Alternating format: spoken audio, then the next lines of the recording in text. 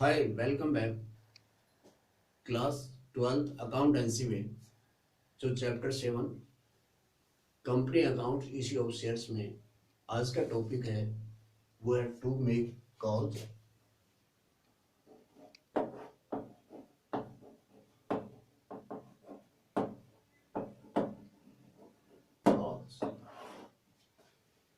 जब एक company applications पे जो पैसा मांगती है, शेयर होल्डर से अलॉटमेंट पे जो पैसा मांगती है, उसे हम कॉल मनी नहीं कहते, लेकिन उससे आगे जो रिमेनिंग अमाउंट बच जाती है उसे कॉल मनी के नाम से जाना जाता है।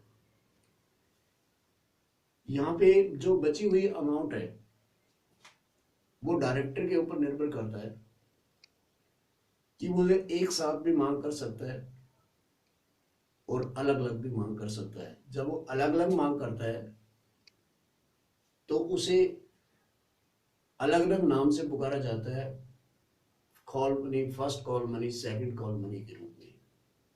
और जो कॉल मनी के बारे में यहाँ पे एक नोट करने वाली बात यह है कि प्रोविजन कंपनी का जो आर्टिकल ऑफ एसोसिएशन है उसे यहाँ पर स्ट्रिक्टली क्या है इम्प्लीमेंट किया जाता है कॉल मनी के लिए संबंध में। लेकिन यदि किसी कारण से आर्टिकल ऑफ एसोसिएशन से तैयार में उसमें मेंशन नहीं है, जिक्र नहीं है, तो यहाँ पर table F schedule I company act 2013 के तहत निम्न प्रोविजंस है वो इम्प्लीमेंट किए जा सकते हैं। और इस प्रोविजंस के अंदर क्या है निम्न बातों का जिक्र किया जा सकता है, जिसमें number 1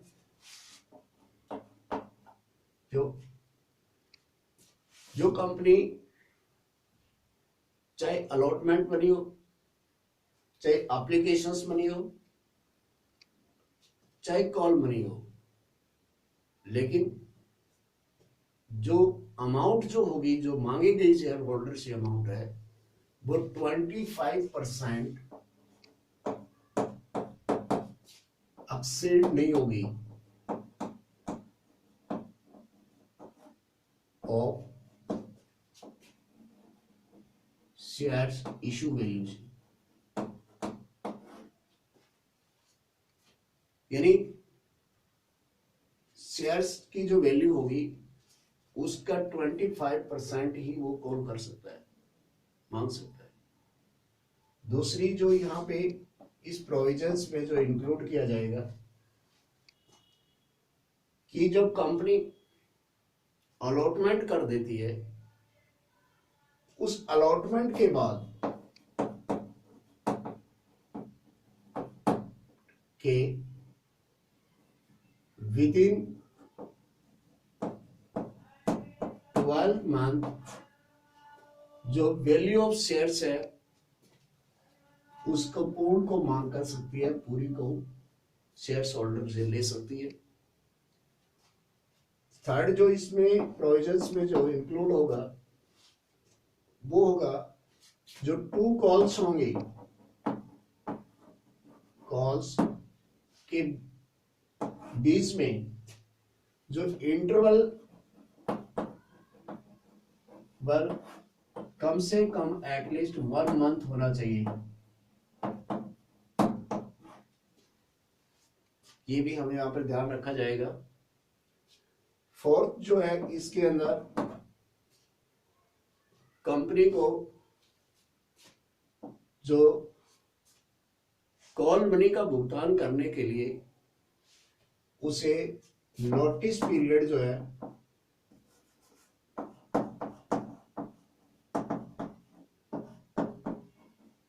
period 14 days shares holder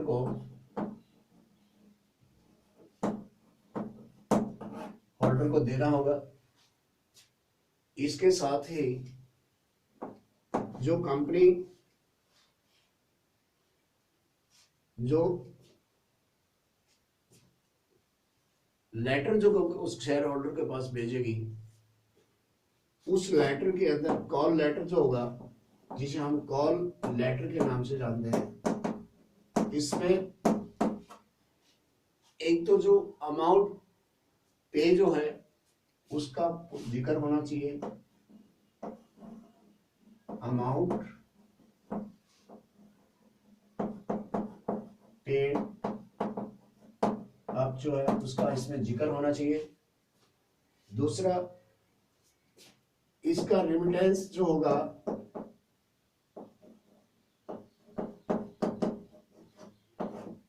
भुगतान कहाँ पे होगा, उसका जो एड्रेस है वो इसमें क्लियर होना चाहिए। और डेट नंबर 3 जो है, डेट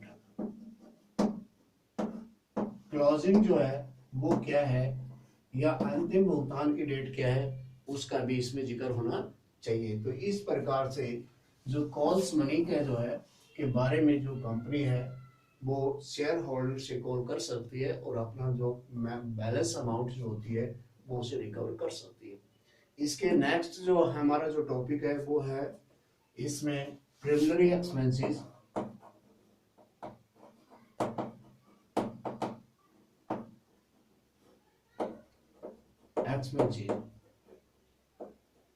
प्रिलिमिनरी एक्सपेंसेस वो एक्सपेंसेस होते हैं जो कंपनी के फॉर्मेशंस के लिए, निर्माण के लिए किए जाते हैं। इसमें निम्न जो खर्चे होते हैं उनको हम यहाँ पर शामिल की करते हैं। एक तो कंपनी की रजिस्ट्रेशंस के लिए जो डॉक्यूमेंट्स तैयार किए जाते हैं, नंबर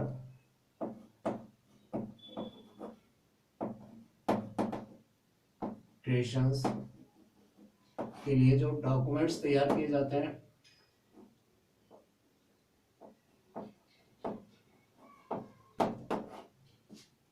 जो बुक्स वगैरह होती है जो उन्हें तैयार करनी होती है, उनका जो खर्चा है वो इसमें आ जाता है। दूसरा, रजिस्ट्रेशंस की जो फीस जो है और स्टैंप ड्यूटीज जो है वो यहाँ पे हम शामिल करते हैं। थर्ड, इसके अंदर जो कंपनी को अथराइज कैपिटल जो दिखाती है, राइज कैपिटल जो होती है उसके ऊपर उसे फी देनी होती है। और नंबर 4 जो है यहाँ पे जो कंपनी का निर्माण करते समय जो प्रिंटिंग आदि होती है, प्रिंटिंग स्टेशनरी जो तैयार होती है, जो लीगल डॉक्यूमेंट्स होते हैं एंड स्टेशनरी चार्जेस जो है उसको इसमें शामिल करते हैं। और नंबर 5 पे, यदि कंपनी कोई रनिंग बिजनेस को खरीदती है और उसकी जो एसेट्स और जो लायबिलिटीज होती है, एसेट्स एंड लायबिलिटीज के वैल्यूएशंस करने के लिए जो अकाउंटेंट्स आदि को जो फीस का भुगतान करना होता है वो सभी इसके अंदर प्रिलिमिनरी एक्सपेंसेस में शामिल किए जाते हैं, जिन खर्चों को बाद में क्या है कि अमोर्टाइजेशन कर दिया जाता है, अमोर्टाइज्ड कर दिया जाता है। इनको डेफर्ड एक्सपेंसेस के रूप में इसे दिखाया जाता है रिकॉर्ड के अंदर। तो मेरे को उम्मीद है कि ये जो वीडियो है वो आपके लिए काफ़ी लाभदायक होगी। इसे लाइक और सब्सक्राइब करना ताकि न्यू वीडियोस आप तक पहुंचे। Thanks, have a nice day.